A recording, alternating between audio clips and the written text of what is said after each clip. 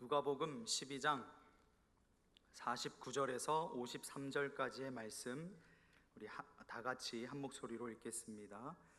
내가 불을 땅에 던지러 왔노니 이 불이 이미 붙었으면 내가 무엇을 원하리요? 나는 받을 세례가 있으니 그것이 이루어지기까지 나의 답답함이 어떠하겠느냐? 내가 세상에 화평을 주려고 온 줄로 아느냐? 내가 너희에게 이르노니 아니라 도리어 분쟁하게 하려 함이로라. 이후부터 한 집에 5 사람이 있어 분쟁하되 셋이 둘과 둘이 셋과 하리니 아버지가 아들과 아들이 아버지와 어머니가 딸과 딸이 어머니와 시어머니가 며느리와 며느리가 시어머니와 분쟁하리라 하시니라. 아멘. 저만 그런지 모르겠는데요, 새벽에 가을이 말을 걸어요. 제가 이상한 소리 하는 게 아니고요, 느끼신 분들 계실 텐데 새벽 기도 나오려고 이렇게 문을 탁 열고 나오는데 공기가 달라요. 그러면서 어떤 음성으로 들리냐면 나 죽지 않았어, 나 이제 곧 다시 살아날 거야, 이렇게 들리더라고요. 그렇게 기승을 부렸던 올해의 무더위도 이제 물러날 시간이 왔습니다. 가을이 오니까 그 자리를 양보할 수밖에 없는 거죠. 아직 좀 덥긴 한데요, 조금만 기다리시면 선선한 바람이 불어올 겁니다. 그러면 우리의 말씀을 묵상하는 일도 또 우리의 일상도 하나님의 크신 은혜가 더할 줄로 기대합니다. 성도 여러분, 나의 삶은 무엇을 중심으로 돌아가고 있으신가요? 아마 예수님께 이 질문을 그대로 드려본다면 이렇게 대답하실 것 같아요. 나는 아버지 하나님께서 주신 사명으로 산다. 인생의 향방이 어떤 것을 중심으로 움직이느냐를 파악하는 것, 되짚어보는 것은 아주 중요한 부분인 것 같습니다. 예수님의 생애는 언제나 하나님 아버지께서 주신 사명을 중심으로 이루어져 갔던 것을 보기 때문이에요. 단 한순간도 놓치지 않으셨고 매 순간을 그렇게 사셨습니다. 세상 중심, 내 중심이 아니라 하나님 중심, 하나님의 사명 중심, 하나님께서 주신 그 사명을 따라 그 중심대로, 그 중심으로 돌아가는 인생을 걸어가셨습니다. 그래서 사실 예수님께서 등장하는, 또 예수님이 말씀하시는 모든 부분을 그런 관점으로, 하나님께서 예수님에게 주신 그 사명을 관점으로 바라봐야 하지만 매번 그렇게 설교를 하면 성도님들도 지루하실 거고 그렇게 하지는 않죠. 그런데 특별히 오늘만큼은, 오늘 본문만큼은 예수님의 사명이라는 키워드를 중심으로 좀 보기를 원합니다. 누가복음 안에서도 12장의 분량이 꽤 긴 편에 속하거든요. 제가 다 찾아봤어요. 12장이 누가복음에서 어느 정도 길까? 1번, 2번 정도는 아니에요. 더 긴 장도 있거든요, 뒷부분에 가면. 근데 이렇게 순서를 매겼을 때 그래도 한 5번째 정도, 6번째 정도 되는 것 같아요. 물론 절수만 따졌을 때 길이는 다를 수 있어요. 분량이 꽤 길어요. 그래서 초반에 들으셨던 내용을 아마 기억 못 하실 수도 있어요. 가물가물하실 거예요. 생명의 샘과 9월 1일 월요일자 본문인데요, 어떤 내용인지 아세요? 오늘 금요일이니까 월요일 본문도 잘 기억 안 나시죠? 주님의 말씀은 12장 이제 끝 부분에 와 있는데, 주님의 말씀은 12장 첫 부분에 아직도 맴돌고 있습니다. 뭐냐면 다가올 심판에 대해서 이야기하기 시작하셨거든요. 우리가 가진 성경은 보기 좋게 단락이 이렇게 구분이 되어 있잖아요. 몇 절부터 몇 절까지 이렇게 끊어져 있고 동그라미 쳐져 있고 끊어져 있고 이런 식으로. 근데 이게 하나님이 처음에 성경을 기록하는 저자들에게 이렇게 기록하게 하신 게 아니고 나중에 알 수가 없는데 어느 시점에 이게 됐는지 알 수가 없는데 이렇게 단락 구분이 되기 시작했어요. 인간이 만들어 놓은 구분인데 어쨌든 우리 성경에 그렇게 구분이 돼 있어서 이렇게 끊긴단 말이에요, 흐름이. 그런데 사실 12장 전체는 한 덩어리입니다. 그래서 제가 또 봤죠. 끊기는 부분하고 앞에 뒷부분, 그 말씀 앞뒤를 이렇게 살펴봤어요. 그러니까 진짜네, 안 끊기고 쭉 이어지는 말씀이더라고요, 12장이. 하나님의 맥락 가운데, 하나의 맥락 가운데 쭉 이어지는 말씀이라는 거죠. 그러니까 12장을 어떤 하나의 주제를 가지고 지금 예수님께서 말씀하시는 것인데, 여기에 이 말씀을 듣고 있는 무리들을 한번 살펴봤어요. 듣는 무리들 가운데는 여러 부류의 사람들이 등장을 하는데 막 한데 뒤섞여 있어요. 감정이 상했던 유대의 지도급 인사들도 있었고, 호기심으로 가득한 막 예수님의 말씀과 예수님의 기적에 흥분해 있는 사람들, 보통 사람들이죠. 일반 사람들도 있었고, 그리고 몇 안 되는 제자들, 사도들도 있었습니다. 주님께서는 그들을 향해서 가히 충격적인 말씀을 하셨어요. 바로 재림 준비에 대한 교훈과 임박한 심판에 관해서 말씀하시는 거죠. 그러다 보니까 더 이상 억누를 수 없는, 그러니까 이런 말씀들을 하셔야 되니까, 심판과 또 재림한다 이런 말씀들을 하셔야 되다 보니까 억누를 수 없는 그 감정이 이렇게 깊이 이렇게 억눌렸다가 팍 하고 터져 나오신 것 같아요. 특히 그 임박한 심판을 말씀하시는 대목에서 그 심판에 앞서서 반드시 겪어야만 할 그 사건, 주님이 몸소 겪으셔야만 하는 그 사건을 언급하시는 가운데 주님의 마음이 이렇게 막 짓눌려 있는 듯한 느낌이 들었습니다. 그렇기 때문에 이번 본문은 불과 5절의 짧은 내용이긴 하지만 결코 가볍게 다룰 수 없겠다. 지금 분위기도 그렇고, 12장의 전체가 분위기도 그렇고, 또 예수님이 그렇게 말씀하고 계시니까 깊이 생각해 볼 주제가 되겠다라는 생각을 했습니다. 그래서 얼핏 보기에는 좀 어려워 보여요. 그런데 이 말씀을 주신 그 예수님의 심정과 또 예수님의 그 부담감을 조금이라도 우리가 헤아려 본다면 더할 나위 없이 분명하고 확실한 교훈을 우리가 깨닫게 될 줄로 믿습니다. 앞서 주님께서는 다시 오실 것을 기다리라 하는 그 가르치셨던 그 비유의 말씀 속에서 제자들을 향해서 3번씩이나 복이 있을 것이다, 복이 있을 것이다, 복이 있을 것이다 선언하셨어요. 주님께서 오실 것을 기다리는 성도들을 향해서 세상에서 상상도 할 수 없는 그 복을 소개하셨던 거죠. 그게 37절, 38절, 43절 똑같은 말씀이 나와요. 복이 있으리로다. 비록 예수님의 몸은 여전히 군중들 사이에 껴 있었지만 주님의 마음은 이미 다시 오셔서 자신의 신실한 제자들을 시중들며 그 모든 소유를 맡기실 그날에 맞닿아 있었던 것이죠. 그래서 억제할 수 없는 감정이 실린 언사들을 막 쏟아내기 시작하시는 거예요. 세상에 다시 와서 자기의 제자들에게 상급을 주시는 그날이 도래하기 전에 아직 이 땅에서 성취해야 할 일들이 주님의 마음을 하고 짓누르고 있었기 때문에 그 심정을 갑작스럽게 토로하신 것입니다. 충분한 설명도 없이 격한 심정을 표출하신 것이라 우리에게는, 또 제자들, 이 당시의 제자들에게는 뜬금없는 느낌마저 들었을지 모르겠어요. 예수님 왜 이러시지? 갑자기 왜 이렇게 흥분하셨지? 다른 복음서의 저자들, 곧 마태, 마가, 요한, 그들은 다루지 않는 주님의 거센 감정이 여기 누가복음 안에는 강하게 실려 있기 때문에 그래요. 그 속에 나타난 주님의 사명을 이제 하나씩 살펴보려고 하는데요, 3가지로 나눠서 볼 겁니다. 첫 번째, 예수님의 사명. 주님께서 세상에 오신 이유는 불을 던지기 위해서였습니다. 49절 말씀 우리 같이 한번 읽어보겠습니다. 내가 불을 땅에 던지러 왔노니 이 불이 이미 붙었으면 내가 무엇을 원하리요? 이 말씀 보고 예수님께서 역사상 가장 위대한 방화범이셨구나, 제가 이걸 이렇게 멘트를 써놓고도 지금 이상할 것 같아서 막 절잖아요.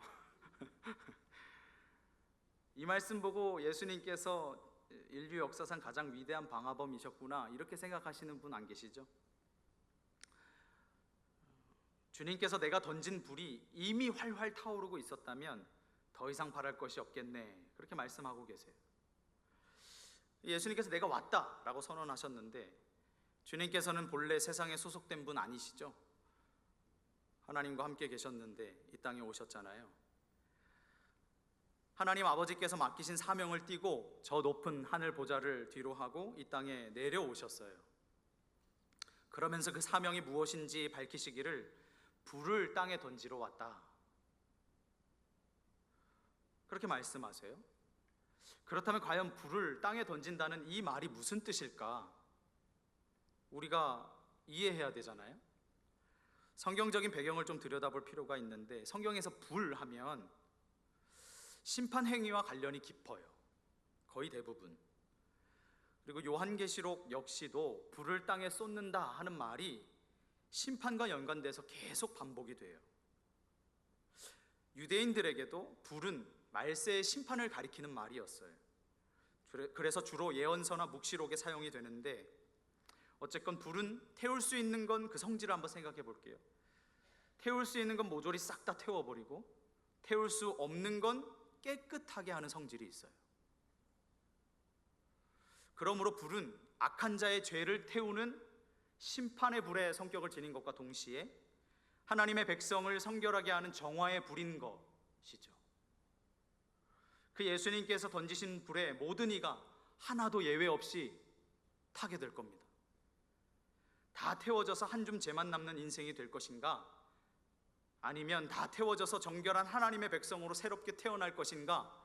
그것은 여러분들의 몫이에요. 어디에 서실래요? 아무짝에 쓸모없는 죄로 남을 것인가?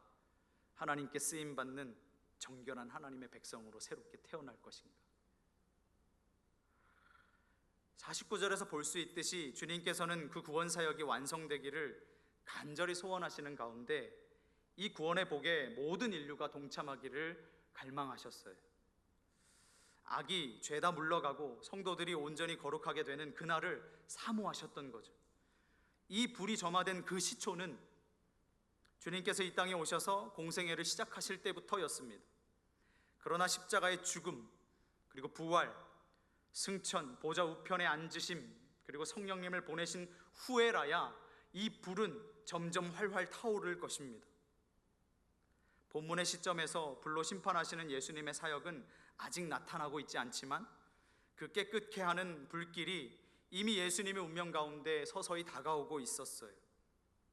그러므로 예수님께서는 자신뿐만 아니라 자기를 따르는 제자들에게 임할, 그들에게 붙을 그 결정적인 불을 타오르게 될 것을 내다보시면서 이 말씀을 주시는 거죠. 49절 말씀 속에서 우리는 세상에서 하실 일을 끝마치시려고 철저히 대망하고 계시는 그 예수님의 모습을 발견하게 되는 겁니다. 인간을 구원하시기 위한 하나님의 계획에는 심판이 포함되어 있잖아요. 심판이 없었으면 하는 사람들이 있는데, 하나님의 구원 계획에는 심판이 포함되어 있어요. 다시 말하면 심판이 없이는 구원이 완성되지 않아요. 주님께서는 그 심판받아야 할 당사자들을 대신해서 그 모든 과정을 몸소 친히 겪으셔야만 했습니다.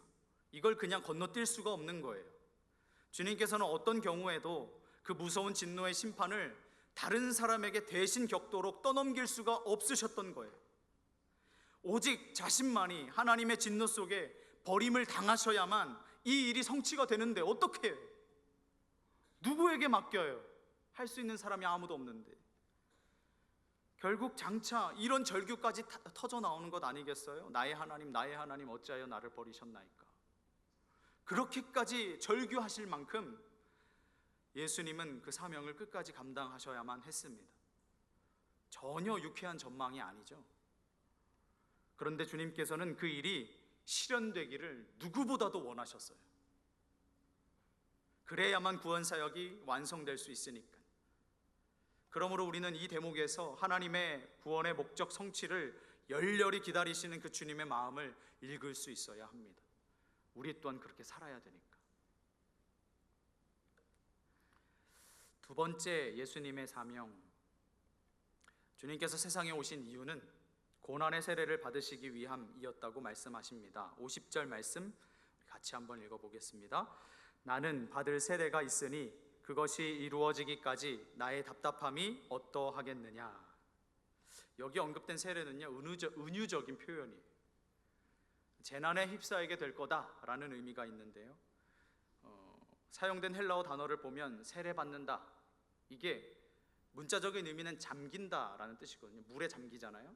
잠긴다라는 뜻이 있는데 수동태 의미로 쓰였어요. 그러니까 내가 물에 잠겼다, 내가 스스로 잠긴 게 아니고 잠겨졌다, 뭐 이런 의미인데 가라앉았다 이렇게 번역을 할 수도 있어요.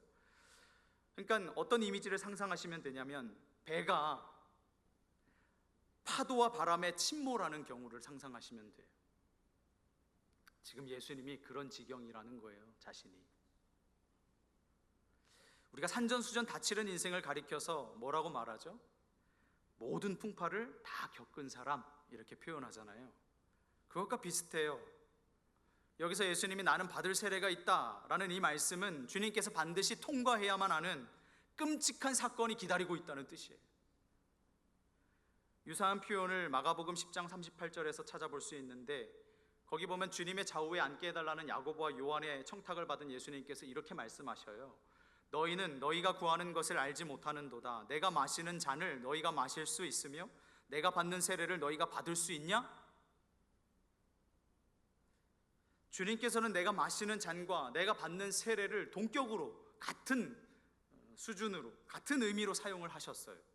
그러니까 주님께서 마셔야 할 잔이 고난의 잔이듯이 주님께서 받으셔야 할 세례 역시 순환과 피 흘림과 죽음의 세례라는 것을 의미하는 거예요. 그래서 다시 불을 이 땅에 던지기로 되어 있는 예수님께서 자신이 먼저 재앙에 의해서 침몰당할 운명에 처해 계신다는 것을 가리키는 겁니다. 그러니까 본문에 나타나는 주님께서 받으셔야 할 세례, 내가 세례를 받아야 된다라고 하는 그 말씀 속에는 예수님이 받으셔야 될 그 다가올 모든 고난의 총체적인 그 크기가 담겨 있는 거예요. 앞으로 다가올 고난에 대한 그 심정을 여기서 예수님이 어떻게 표현하시냐면 그 감정을 답답하다라고 표현하세요. 50절 끝에 보세요. 나의 답답함이 어떠하겠느냐. 반드시 그 고난을 감당해내시고자 치열하리 많지 분투하셨던 그 예수님의 몸부림이 느껴지시나요? 예수님이 그냥 하나님이니까 십자가 그냥 식은 죽 먹기로, 누워서 침 뱉기로 감당하신 게 아니에요. 십자가 지시는 게 예수님이 너무 답답하셨던 거예요. 그냥 어쩌다가 발생한 우연한 사건도 아닙니다. 자신의 백성을 위해 응당 겪으셔야만 하는, 반드시 이루셔야만 하는 목표였어요. 주님께서는 이 순환의 세례를 받기 위해서 하나님의 사명을 받고 이 땅에 오신 거죠. 주님께서는 비록 살이 뜯어져 나가고 피를 쏟는 고통과 괴로움이 따를 테지만 죽어가는 영혼들을 바라보는 게 예수님에게는 더 큰 고통과 괴로움이었어요. 자기의 몸에 느껴지는 그 고통과 괴로움보다 저 죽어가는 영혼들이 지옥으로 향하는 것을 보면서 더 괴롭고 고통스러우셨어요. 그래서 자기에게 겪게 된, 자기가 이렇게 느끼고 있는 그 고통과 괴로움도 참아내신 거죠. 예수님께서는 잃어버린 세상에 참되고 영원한 생명을 주기 위해서, 그리고 우리의 죄와 더러움을 씻겨주기 위해서는 자기의 피가 십자가에 묻혀져야 된다는 것을 너무 잘 알고 계셨던 거예요. 설교를 준비하는 내내 제가 생각하려고 한 것도 아닌데 계속 제 깊은 곳에서부터 이 찬양이 맴돌아요.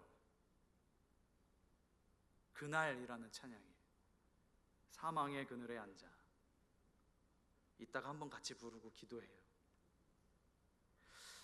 하나님의 뜻, 그 사명이 이 땅 가운데 온전히 이루어지기를 즐거워하는 동시에 그 아버지의 뜻, 그 귀한 사명을 이루시기까지 주님의 마음에는 언제나 이 거룩한 답답함이 자리하고 있었어요. 그 거룩한 부담감이 꽉 들어차 있었어요. 이처럼 우리가 예수 그리스도의 제자라면 어떤 상황에 부딪혀도 이 주님처럼 살아야 되는 거 아니겠어요? 우리에게도 이루어야 할, 하나님께서 우리에게 분부하신, 우리에게 맡겨주신 그 사명이 있잖아요. 그냥 대충 감당하면 안 되죠. 예수님도 답답해 하셨고 그 사명을 이루시기까지 부담감을 지니고 계셨다면 우리도 그 사명을 위해서 치러야 할 대가가 무엇인지 알고 주님을 따라야만 진짜 제자 아니겠어요? 세상이 추구하는 가치들이 너무 가벼워졌어요. 세상이 내세우는 가치들이 한없이 가벼워졌어요. 하지만 주님께서는 재림과 심판을 우리에게 선언하십니다. 그 얘기가 뭔지 아세요? 똑바로 살아. 막 우리에게 공포를 주고 무섭게 하려고 그 심판과 마지막 때를 이야기하시는 것이 아니고 똑바로 정신 차리고 살라고. 그러다가 어둠의 세력에 다 먹히는 거야. 그 재림과 심판 이전에 또 하시는 말씀이 있는, 그게 주님께서 성취하셔야 할 사명이었어요. 내가 꼭 해야 될 일이 있다. 반드시 내가 지불해야 할 대가가 있다. 주님께서 늘 자신이 받아야 할 세례를 의식하고 사셨던 것처럼 우리 또한 반드시 감당해야 할 사명을 의식하고 살아야 하겠습니다. 주님께서 불타는 심정으로 하나님의 사명을 생각하며 사셨듯이 우리도 아버지의 뜻을 이루고자 하는 거룩한 소원을 품고 살아가시기를 바랍니다.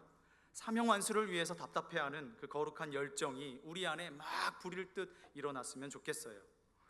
마지막 세 번째 예수님의 사명, 주님께서 왜 오셨을까? 평화 대신 분쟁을 일으키기 위해서 오셨다 그래요. 51절 말씀 같이 읽어보겠습니다. 내가 세상에 화평을 주려고 온 줄로 아느냐? 내가 너희에게 이르노니 아니라 도리어 분쟁하게 하려 함이로라. 다시 한번 우리의 상식과 기대와는 사뭇 거리가 있는 말씀을 주세요. 다소 과격한 면도 있고요. 분쟁을 일으키려고 예수님의 다른 말씀들과 뭔가 상충되는 듯한 인상이 막 풍겨지죠. 아니, 예수님께서는 누가 뭐래도 평화의 왕 아니세요? 이 말씀 읽으면 뭐지? 라는 생각이 들어요. 예수님이 직접 하신 말씀들이나 보여주신 모습들을 살펴봐도 그래요. 그걸 증명하는 너무 많은 성경 구절들이 있는데 대표적으로 몇 가지만 살펴볼게요. 오실 메시아 그리스도를 대망하면서 예언했던 이사야 9장 6절에 이는 한 아기가 우리에게 낳고 한 아들을 우리에게 주신 바 되었는데, 이 쭉쭉쭉 얘기하다가 마지막에 평강의 왕이라 할 것임이라. 그 예수님을 평강의 왕이라고 소개한단 말이에요. 마태복음 산상수훈 5장에 보면 뭐라 그래요? 화평하게 하는 자는 복이 있다. 예수님이 직접 하신 말씀이에요. 우리 보고 화평하게 하는 자로 살라는 거잖아요. 영어 성경으로는 피스메이커예요. 평화를 만드는 사람. 마가복음 5장 34절에 예수께서 이르시되 따라 내 믿음이 너를 구원하였으니 평안히 가라. 예수님이 고쳐주시고 믿음을 주시고 그를 구원하실 때 늘 평안을 선포하셨어요. 요한복음 14장 27절 너무 중요한 말씀, 평안을 너희에게 끼치노니 곧 나의 평안을 너희에게 주노라. 이런 말씀 너무 많아요. 그런데 이 누가복음 본문, 우리가 대하고 있는 이 12장의 본문을 51절처럼 말씀하시는 것을 보면 혼란이 와요. 뭐야 도대체? 예수님 시대 대부분의 유대인들은 메시아가 오면 모든 대적을 무찌르고 자신들을 중심으로 한 세계 평화가 올 거라고 기대했어요. 메시아가 오셔서 세상이 유대인들의 발 아래에 굴복하게 될 것을 기대하면서 지냈던 거죠. 예수님께서는 제자들이 그런 거짓된 생각에 사로잡히지 않기를 바라셨어요.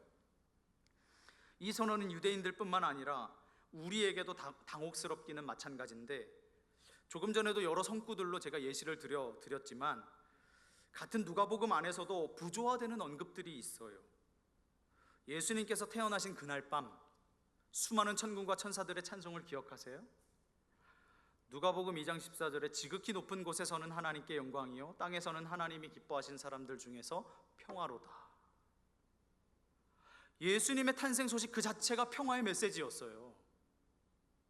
그래서 예수 그리스도에 대한 복음을 듣고 예수님을 영접하는 그 순간부터 우리의 마음에는 뭐가 물밀듯 밀려와요? 평안이 물밀듯 밀려와요. 그 평화를 내 안에 모셔드렸으니까.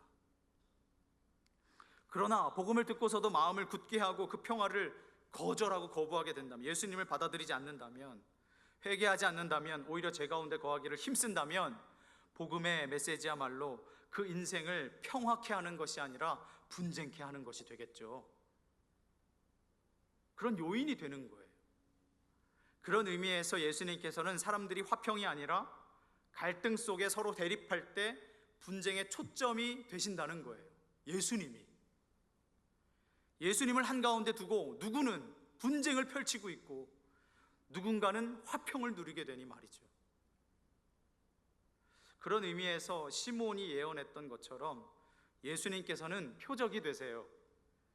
누가복음 2장 34절 말씀인데, 보라, 이는 이스라엘 중 많은 사람을 패하거나 흥하게 하며 비방을 받는 표적이 되기 위하여 세움을 받았고, 예수님을 두고 시몬이 노래하기를 어떤 사람들은 패할 것이고 예수님 때문에 어떤 사람들은 흥하게 될 거다. 어떤 사람에게는 그리스도가 구원의 반석인 동시에 또 어떤 사람들에게는 걸림돌이 되고 거치는 반석이 될 거다. 그러다 보니 예수님을 믿는 사람들이 세상 사람들로부터 손가락질 당하고 미움과 박해를 받는 것은 터럭만큼도 이상할 것이 하나도 없어요. 당연한 거죠. 예수를 잘 믿는다면 손가락질 받고 비판받고 미움받고 박해받는 거 당연한 거예요. 사실 예수님께서는 사탄과 죄를 멸하시기 위해서 이 세상에 오셨죠. 타락한 후에 사탄은 인간을 지배하게 되고 인간은 죄 가운데 빠졌습니다. 그러므로 예수님을 구원자로 모시지 않는 자는 아직도 사탄의 권세 아래 놀아나고 있는 거죠. 그러니까 그들은 예수님을 믿는 사람들을 미워하고 악한 감정을 품고 막 공격을 해대는 거죠. 우리가 진정으로 그리스도인답게 살면 우리로 인해서 평소에 하던 그들이 막 더럽게 짓거리던 농담, 입에 담기도 어려운 그런 험담, 그것들을 그쳐야만 하고, 자신들이 그동안 벌여왔던 추한 행동 또 몸짓, 그것들을 중단해야 되니까, 그래서 그들은 본능적으로 그리스도인들을 싫어해요. 왜냐하면 그들 가운데, 그들의 모임이나 그들의 관계 가운데 우리가 끼어들게 되면 불편하잖아요. 그것이 세상이 돌아가는 생리예요. 주님의 오심은 어쩔 수 없는 분쟁을 세상에 가져다 줍니다. 구체적으로 가정에 그것을 가져다 줍니다. 분쟁을. 더 구체적으로 인간과 인간의 관계 속에 가져와요. 52절과 53절이 그것을 보여주죠. 이후부터 한 집에 5사람이 있어 분쟁하되 셋이 둘과 둘이 셋과 하리니 아버지가 아들과 아들이 아버지와 어머니가 딸과 딸이 어머니와 시어머니와 며느리와 며느리가 시어머니와 분쟁하리라 하시니라. 여기에 나와 있는 관계만이 아니고 지금 예수님이 하시는 말씀이 뭔지 아시겠죠? 모든 관계 속에 이런 분쟁이 발생할 거다. 예수 믿는 것 때문에. 그러나 예수님께서 말씀하신 분쟁은 종국적인 목표가 아니에요. 이 결과가 아니에요. 과정이라는 걸 꼭 기억하셔야 돼요. 분쟁은 과정이다. 결국은 온 가정이 복음을 받아들이게 하시기 위한 과정으로 허락하시는 거예요. 우리의 싸움은 불신 가족과 하는 것이 아니라, 안 믿는 그 가족과 내가 싸우는 것이 아니라, 그들을 잠시 지배하고 있는, 이 표현을 주목하세요. 잠시 지배하고 있는 그 악한 영들과의 싸움이라는 것을 잊으시면 안 돼요. 그것을 잊고 내가 그 사람과 싸우는 순간 우리는 마귀에게 놀아나는 거예요. 그러니까 예수 안 믿는다고 가족들 중에, 친척들 중에, 내 지인들 중에, 내 친구들 중에 예수 안 믿는다고 막 뭐라고 할 게 아니고, 미워할 게 아니고 오히려 그들을 불쌍히 여겨야죠. 언제쯤 구원해 주시려나? 주님, 속히 구원해 주세요. 불쌍히 여겨주세요. 악의 영에 사로잡혀서 스스로 판단할 수 없는 그들로 인해서 우리가 예수님처럼 마음의 부담, 마음의 답답함을 여겨야 되는 것 아니겠어요? 결국 우리를 통해서 가족들을 부르시는 주님의 역사가 승리하게 될 줄로 믿습니다. 가족 중 한 사람이 주님께로 돌아오고 나머지 사람이 아직도 악한 영에 사로잡혀 있다면 거기에는 궁극적인 주님께서 주시는 평화가 있을 수가 없어요. 예수 그리스도의 복음은 한 가정을 분열하게 만들 겁니다. 그러나 기억하십시오. 그것은 결과가 아니고 과정이라는 거. 가장 친한 두 사람이 서로 나뉘게 될 겁니다. 그런데 그게 끝이 아니고요, 과정이에요. 더 나아가서 여러 식구들 가운데 서로 분쟁하게 만들 거예요. 하지만 기억하십시오. 결과가 아니고 과정입니다. 이러한 것들은 개인적인 희생이 아무리 크더라도 예수님을 분명하게 시인하는 일에서 멀어질 수가 없어요. 우리는 9월 1일자 월요일에 누가복음 12장 첫 문단에서 이 사실을 살핀 바가 있는데, 사람들이 인자를 모른다고 하면 인자도, 예수님도 하나님 앞에서 그들을 모른다고 하겠다고 말씀하셨어요. 꼭 명심하세요. 이것은 결코 복음의 궁극적인 열매가 아니에요. 최종적으로 복음은 의와 화평의 열매를 맺게 될 것입니다. 그러니까 이 또한 지나가리라 하는 말처럼 우리 앞에 있는 모든 문제와 장애물은 지나갈 과정에 지나지 않는다는 것을 유념하실 수 있기를 바라요. 캐나다 출신의 장편소설 오두막, 저도 참 많이 읽은 책인데 너무 좋은 소설책인데, 윌리엄 폴 영이라는 저자인데요, 이분이 크리스찬인데 과정과 관련해서 의미심장한 말을 남겼어요. 되게 쉬운 문장인데 엄청 곱씹고 곱씹게 만드는 말이에요. 무슨 얘기냐? 이렇게 말해요. 좋은 결과는 좋은 과정을 거쳐야만 얻을 수 있다. 쉬운 말이죠. 누구나 할 수 있는 말이고 누구나 알 수 있는 말이에요. 좋은 결과는 좋은 과정을 거쳐야만 얻을 수 있다. 그런데 우리는 그렇게 살질 않죠? 좋은 결과는 얻고 싶은데 좋은 과정은 밟지를 않잖아요. 우리의 가족들과 이웃들과 지인들이 복음의 메시지를 받아들여서 예수 그리스도를 믿고 영접하게 되는 그 좋은 결과, 너무 간절히 원하고 바라는데요, 그 좋은 과정을 만들어 가지를 않는 거예요. 복음도 안전해. 예수님처럼 그들 앞에서 서지도 않아. 예수님의 모습을 비춰줘야 되는데 그들에게 예수님의 모습은커녕 세상 사람들과 별반 다를 바 없는, 아니 어쩌면 더 추악한 모습들을 그들의 눈앞에 보여주고 있는 것은 아닌지,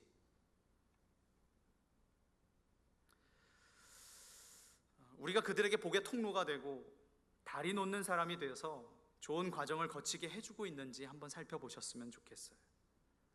내가 그들 앞에서 보여주는 모습은 전혀 존경할 만한 모습이 없고 사람들에게 여전히 함부로 대하면서 내 주변인들이 변화되기를 기대하는 것은 어불성설, 말도 안 되는 일이죠. 부디 무슨 시간을 보내시든 어떤 자리를 나가시든 누구 앞에 서든지 나는 예수님처럼 하나님의 부르심을 받아 그 구원의 나팔수 역할을 감당하라고 세상에 보내진 고귀한 사명자라는 그 정체성을 잊지 않으셨으면 좋겠어요. 말씀을 맺으면서 오늘 말씀 속에서 보여주신 예수님의 사명을 세 가지 키워드로 정리해 보겠습니다. 첫 번째, 불인데요. 불. 이 땅에 불을 던지러 오셨다. 내게는 그 불이 심판의 불이 아니고 정화의 불로서 기능하기를 원하십시오. 심판받는 불을, 그 불 아니고 나를 깨끗하게 하시고 나를 거룩하게 하시는, 그렇다면 기꺼이 태워질 수 있는 그 불. 두 번째, 세례라고 하셨어요. 고난의 세례를 받으러 오셨다.